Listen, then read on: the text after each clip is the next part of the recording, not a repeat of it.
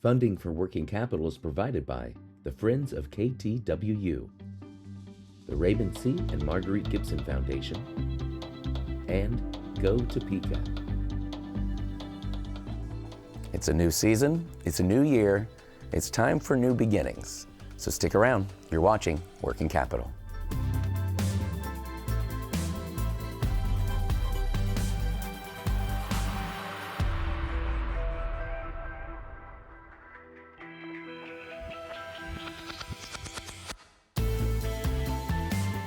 Welcome to Season 10 of Working Capital. And we have the pleasure today of having Melissa Garrett with us today from Wadaleases, and we'll find out all about that. But to get to where she is with Wadaleases, she had to go back to kind of beginning. So as we start here, Melissa, I just want to get off the bat, because when I first met you, you were on for Inspire, and you were cooking some of these great foods, and we'll talk about those more later. But I think it started with the three sisters. Yes. And kind of a creation story, almost in a way, of why these were given to the indigenous people. So let's just start there first, and then we'll get into where this kind of wraps into your business. Okay, so in the North America specifically, we have over 573 tribes, and almost every single tribe utilizes the three sisters. We have lots of different legends, but the one that I'm most familiar with is the story of that there was a mother and she had three daughters, and they were constantly fighting with each other. And they really struggled with getting along, so she sent them out to plant these three sisters and teach them and have them learn how they help each other as they grow. So the squash covers the ground and protects it from the bugs and rodents and things that would come and pick off the other things. The corn stalk grows up tall and strong and acts as a support beam for the beans to grow up, so that they don't have to have any sticks or supports or anything in there. So they always plant those three together. And so in over 500 tribes, we utilize a lot of our three sisters across the board for a lot of our dishes. So I was actually trained the three sisters soup by my grandma, and I tweaked it a little by adding some of my Aunt Terry's like traditional dishes, and she's Kickapoo and a couple of other tribes, and I can't remember all that she's exactly enrolled into, but I know she's enrolled Kickapoo. That's fantastic. Yeah, I was reading a little bit of the history. So I think there's been remnants of seeing the agriculture, the three sisters together since the year 1000. I mean, 500 years before any Europeans came over. And like you say, every nation here used the same basis for that. So I think it's a pretty cool traditional story. So talk about going back to the beginning. You started out with Carefree Creations. Yes. Right? So tell us a little bit about that, and then we'll get into how you kind of morphed back into a more traditional fare. Okay, so Carefree Creations started as a way for me to kind of support my family and do things, because I had actually had an emergency spine surgery back in 2017 and couldn't work a regular job. So I decided to use my baking and things like that I know how to do, and I'm a certified event planner, and so I would do like weddings and different things like that. And I got a call from the Heart of American Indian Center to see if I knew how to fix indigenous meals. Well, I was raised with my grandmother, and that was like 90% of what she cooked were indigenous-based foods. And so I was like, yeah, I can do that. And so as we started doing that, I just really felt like that was where my heart was.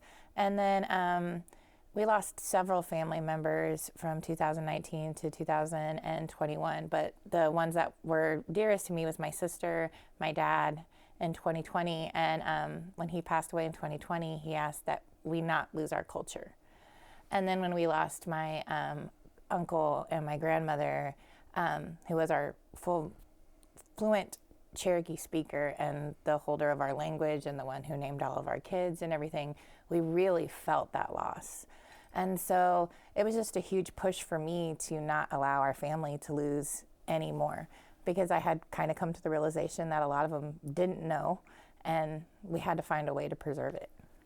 Let's talk a little bit about the culture first, because America's called a melting pot, but there's certain little pieces that are thrown in that then they want to just push to the side. So speak a little bit about how the indigenous cultures were kind of trying to be molded into something they weren't, and then to where they can't cherish their traditions. Whereas, Italian Americans, German Americans, they have all their traditions. They want to pass them down, but it was thought taboo to keep passing these on for a while. So how did your family deal with this? Well, my grandfather was a survivor of the Carlisle boarding schools, and my grandmother was a survivor of several mission schools. And in that process, we lost a lot of our language because they didn't want us to have any kind of accent. But she did teach us the foods and the traditions and what we call the native way. And we have our 7 sacred teachings, and we also have what we call the Red Road. And so my grandmother was really big on teaching those things, and honor and trust and truthfulness and things like that. So there were a lot of things that she made sure that we didn't lose. And one of the biggest things that she talked about was being humble.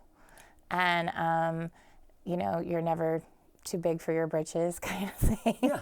Another thing that she talked about was that when we carry these foods and stuff, that we need to remember that we're not just born from great trauma and great loss and great suffering, but we also come from great resiliency. So we have foods like our fry bread, which is born out of resiliency. So the United States government, one of the ways that they tried to have us, assimilate and control us was through our food systems. So they gave us rancid lard and flour with weevils in it and things like that. And we chose to make fry bread out of it because we could cook out the things that were in it. And that has been born out of resiliency. Resiliency, and you survived. And we survived. Now, our 3 sisters on the trail, a lot of my tribe, which is the Cherokee tribe, the Senecas, the Cayugas, and the Quapaws, our ribbon skirts here, we would sew seeds in the edges of our skirts and things. And so then we could preserve those seeds for when we got to where we were going, because we would know that that would be needed in order to feed our families. Were they not supposed to take seeds with them? No. Because it was part of their culture. So that's why they were basically sneaking them. Yeah. Right. So, they had also just didn't have a lot of time. So, and you would have to have basically all that you could carry. So when they went on the trail, they didn't have ways to take all of these things. Yeah. So we would utilize every bit of what we had. So one of those things would be used to sew those seeds into the linings of your skirt. So then you would know that you wouldn't lose it, and it wouldn't be something that they could necessarily take your bag away or any of that kind of stuff. Yep. So it was a way that you knew you would be able to feed your family when you got to where you had to go. And preserve those ways of life, in a sense, because it was so important to so many different ways of things that we do. I mean, corn not only offers food, but offers like the corn husks and things that can be used for multiple things, including dolls, and you can make corn silk, which is a way that you can make clothes and different things. And so the Native people knew that this was something that would not only be needed for nourishment of your body, but for other things as well. That's some amazing background history. When we get back, we're going to learn a little bit more about this journey to Wadalisi. So stick around. To watch more episodes of Working Capital or any of your other favorite KTWU shows, type in www.watch.ktwu.org or scan the QR code. Welcome back. Okay, Melissa, you're on this journey. You had Carefree Creations, you're going down the road, your business is growing, you're kind of switching gears away from just an everything to this really great niche of wonderful traditional foods. So tell me the steps you're doing now to grow this business. What are you finding you've had to do to expand? Well, we just got our LLC back in September of this last year, and we are getting out on Google. We're on all of the social media platforms, Facebook, Instagram. But are you on TikTok? I am. Just making sure. Just making I sure. think I only have one video That's on all there. right. That's the important one, apparently. Apparently, yes. And so we also are getting our online store open. So we're going to be doing baked goods. One of the things that we like to do at our business is we really take traditional ingredients and we make them a little bit blended with more modern tastes. So we try not to lose the traditional dishes. So we still have several traditional dishes that we make a certain way. Now we might add some like different seasonings and things that may not have been pre-colonial. Yeah. But we really are trying to show how versatile our traditional ingredients are. Yeah. So like I have black beans for black bean brownies that are on the website. And I have cinnamon candied pecans that are on the website. And I have corn cookies and I have a butternut maple squash cookie as well. And so these are kind of like a different way that you may not have thought of these ingredients being indigenous, but they are. And I also like to put a little history on my website, so it'll tell you like how they came and how, you know, we blend them today, but this is the origin story of them. So also this summer we'll be releasing a black bean burger because we also try to make things gluten-free and vegan-free. We have other options, you know, but we always like to offer those inclusive ingredients so that we can help people that are struggling with those dietary restrictions. Well, and probably coming from catering a lot, you saw those people who they kind of have to sit out at the side because there's not a lot. Well, and there's such a stigmatism with vegan food. Oh yes, it has to be. It's terrible tasting. It's terrible tasting is what I always hear. And so I actually did an experiment where the only thing that I did was change the stock, and it actually didn't really change the flavor of the Three Sisters soup to see how many people would go for the chicken stock versus the traditional corn like vegetable stock. And just because it had chicken stock in it, they were like, oh, well, this isn't vegan, so it's made with chicken. And I'm like, well, it's not made with chicken. It just has a chicken stock. But it's funny how people just think that because it's vegan, it tastes terrible. So when we're able to present these indigenous dishes this way, it's also fighting that the food, like, I think stigma that we've had for a long time in our, I don't know if stigma is the right word, but struggle, I think is what I'm trying to say. The food struggle that we've had in our communities with combating certain health issues. And that if I can offer a healthier version of something, because I think sometimes we have to find like a middle ground. We have a lot of really, really, really healthy options. And then we have like a lot of really poor decisions if you want to make it that way. Oh, yeah. So the way that I like to think about the black bean brownie is it has a lot of really healthy nutrients and stuff in it, but because you add cocoa in it and chocolate chips, it is a little more palatable for people. So that is kind of what we're trying to focus towards, is trying to show you that these traditional foods and blends and these healthy ways of life can still be very palatable for you. So as you're marketing this, and you're adding spices from other regions and all, are you calling this a fusion? What would you I would say it's more like this? contemporary indigenous foods. Because we use a lot of traditional ingredients and things, and we still make a lot of more traditional based dishes. So like my buffalo hash really isn't changed a whole lot from the recipe. The only thing that might be a little different is I might add a little garlic and some different seasoning and stuff. So, but that is where we really want to make sure that we don't say just traditional foods at the bottom. We say indigenous foods instead of traditional. You might find someone who takes offense, and when they do try, like, I never had garlic in my grandmother's like this. This is not indigenous. What are you doing? And we have to be also careful that there's certain dishes that we use that are for like ceremony. So there are certain dishes that we would consider not appropriate for the public. So I try to be careful also of staying away from too many tribe-based dishes and try to use ones that we use more across all tribes. So like if it's something that we see in several different tribes, that'll be something that I more highlight in my business rather than something that is just specific for this tribe, because I wouldn't want to offend or, take away from that. Have any of these tribes actually had you come cater for them? Not the tribes, but I do go for several organizations here in Kansas City. Now, I have talked to and visited a lot with my tribe in the northeastern corner of Oklahoma, the Quapaw tribe.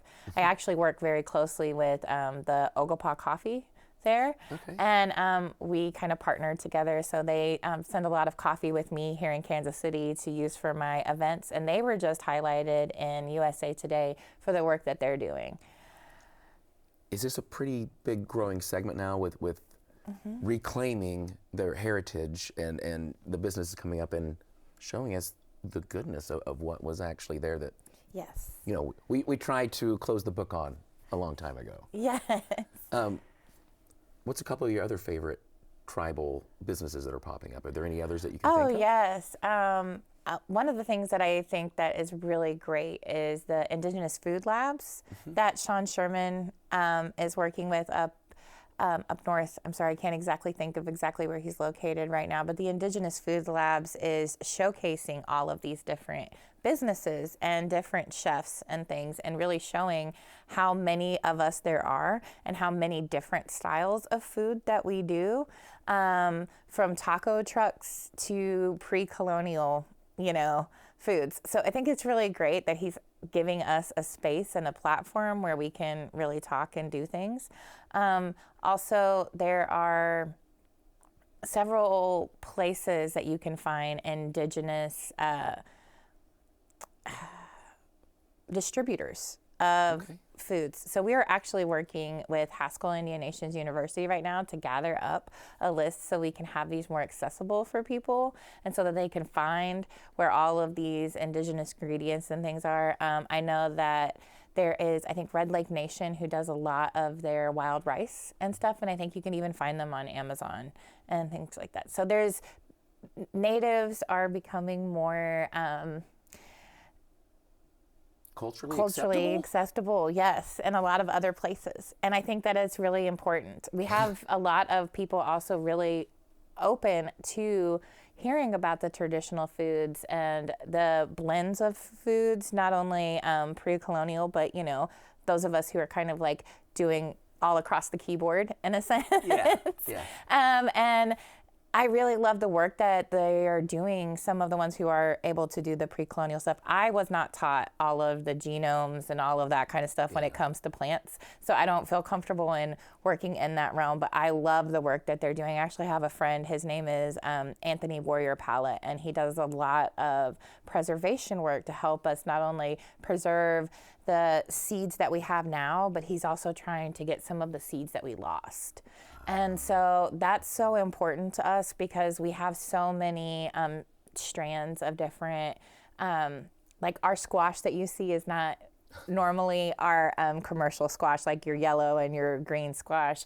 It has more different colors, it's more bumpy, it's not as pretty in a sense, but it has more flavor. So, but we don't have as much access to those all across the United States, especially here in the urban cores, which we are going to be working this next year through trying to put out some segments where we show some food preservation things, especially for lower income families, because it's a passion of mine having grown up in a lower income area. I want to show families how you can go into like the farmers markets and things like that and preserve meals for a longer preserve meals that you have that will stretch a lot farther, but be healthy. So that you're not putting as much preservatives and stuff into your diet, because that's really where we're really struggling as a nation, I feel. When we come back with this third segment, we're going to talk a little bit more about educating and also where you might be able to learn and get a few tastes of Wadalisi. So stick around. You're watching Working Capital.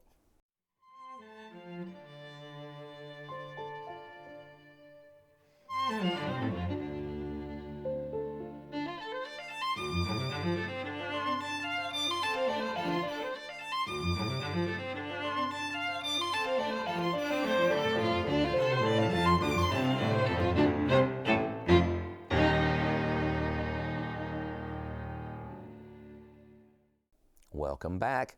Let's get into a little bit more of the education of this, because I'm just curious. When we talk colonial versus pre-colonial and spices, I know a lot of the spices that came in with Spanish and French and English, but what spices were here, or what were used, what did you use in place of that beforehand? What were some of the indigenous spices here in the Americas? Well, we have always had salt because we were big on trading. So like the West Coast and East Coast tribes would kind of collect that, and then they would trade throughout. So we have had salt for a really long time. One of the other things that we would use is ash. We would use ash for a lot of different things, and different ash depending on the recipe. The flavors. Yeah. However, ash can change the color of what you're cooking with. So one of the things I've been trying to do is I really love the flavor of juniper ash. So I've been working with trying to burn the berries a little bit and then take some of the ash from that and incorporate it into the salt so that we still have that juniper berry flavor without changing the color of our food. So that's one of the things that we're kind of doing to help bring that and highlight that tradition again. That's fantastic. So there's a lot of people out here now that are getting very hungry at this. Tell us about some of the events you do. And I know a couple of our other producers were able to make it out to one of your events. Tell us about that event, and then we'll talk about how they can maybe learn how to cook some of this on their own also. Okay, so I work a lot with the Kansas City Museum, and I normally host about 2 events a year. At least that's what we've done previously, depending on how they are able to work their schedule. And I have taught how to make Indian tacos. I have taught how to make Three Sisters soup. I have taught how to make venison chili. I've taught how to make buffalo hash. I also make a Three Sisters dip through my business that is made with blue corn chips. And so we've highlighted several of those dishes through the Kansas City Museum. I also will have I go into different school districts and stuff, and so school districts can send me an email through my website and put in a request. I do a monthly giveaway for at least 1 school, maybe 2 schools that will get free education, where I go in and I talk about dispelling stereotypes and how Native Americans look different today than they did in movies or back in the past. So I think a lot of kids still ask some questions that are like, do we live in teepees? How did we eat? And do We're we very shop? uneducated with that, because as we talked about in the first segment, it's been kind of covered up and pushed away. Well, and we still sound like we're in the past. So like when we talk about Black History Month, we will talk about famous inventors of today. That is not necessarily the same thing when we're talking about Native American History Month. So it is very important that we show natives in a different way. I actually kind of was considering if I should put my hair in braids or wear my hair natural curly like it is, because I am half. I'm Seneca, Cayuga, Quapaw, and Cherokee, but my mom is white and she has very, very curly hair. And so there are a lot of us who don't necessarily look like your plain, typical Indian with, straight black hair. So I think it's important for kids to know also that there are a lot of indigenous actors who are in TV and stuff today that you may not know who are indigenous. So like we talk about Jason Momoa being indigenous, and we talk about who the voice of Pocahontas is and what she looks like and how she's played in other movies that you may not have seen. And so I go into these schools and I talk about the basics, basically, and we talk about, food, and we talk about culture, and we'll talk about things like elderberry syrup or cedar tea, which is something they may not have heard about. That is like a medicinal thing that we can cook to help us with our colds and stuff. And so just kind of depending on the season is what we talk about. The education part's still huge to me, because as you spoke on just a few minutes ago, I think a lot of people don't think of these tribes because, as they've been portrayed, whether it's ultra-violent or whatnot, almost tribe on tribe, we've never been shown that they had their own economies and set up trade routes and everything else. So it's sad the way it was all lost. So it's great when we have people who are still coming back and pulling that out of the shadows. So what are the next events you have coming up, or where can people get a taste for this besides your website? And we will have the website up here for you guys to take a look at. What's the easiest way to get a taste of this delicious food? So the social medias will have all of my events coming up. Also, we are working on getting a upcoming events page on the website, so they'll be able to see all of our upcoming events. I will be partnering a lot with the Shawnee Indian Mission this year. They've asked me to come in and help them create a more Indigenous presence there. So in this month alone, we had my sister wrote a children's story called The Fry Bread Man. And so we had a children's book reading there where we invited kids to come out. It was all free. We gave samples of fry bread. They got to do a craft. And then we'll be doing that once a month there for the rest of this year. So we will have somebody either telling an oral story or reading an Indigenous story to help highlight that education piece that we are talking about. And then I will be doing other food events there, one of which is in February 8th. If you pre-order by February 3rd, you can get either grass-fed chili, vegan chili, or venison chili with honeyed cornbread, and you will get a taste of that seasoning that I was telling you about, the juniper ash. Oh, wow. Berry salt. And so then we will also have a Valentine's Day drive-through pickup where you can pick up chocolate-covered strawberries, black bean brownies, and candied pecans. I love black beans. You keep seeing these black bean brownies, so I know that's going to be something I have to try, because my favorite so far, which what I've tried of yours, all been great, but I am a bread fiend, so that fry bread is just, I can't stop thinking about it. I know you didn't say you sell on the website, because I'm sure it'd be cold by the time you got there, but Yes.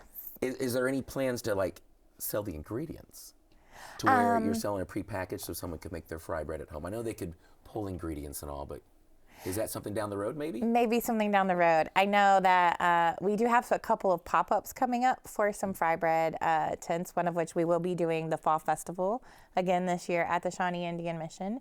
I know that I also do soup pop-up events as well that will be coming up here soon. Thank you, Melissa, for joining us today. It's been great hearing your story, hearing the past, and also where you're going to take these great traditions into the future, and how you're helping educate a new generation of children on this, and who knows what we'll have down the road. So look forward to seeing where you go with this and to try some of these amazing other dishes that I have not had a chance to try yet. So I hope you're getting hungry out there too. So check out our website. Check out wherever you can find her to teach you anything from Indian tacos to these fry breads. You, and especially your family, will not be disappointed. Thanks for watching Working Capital.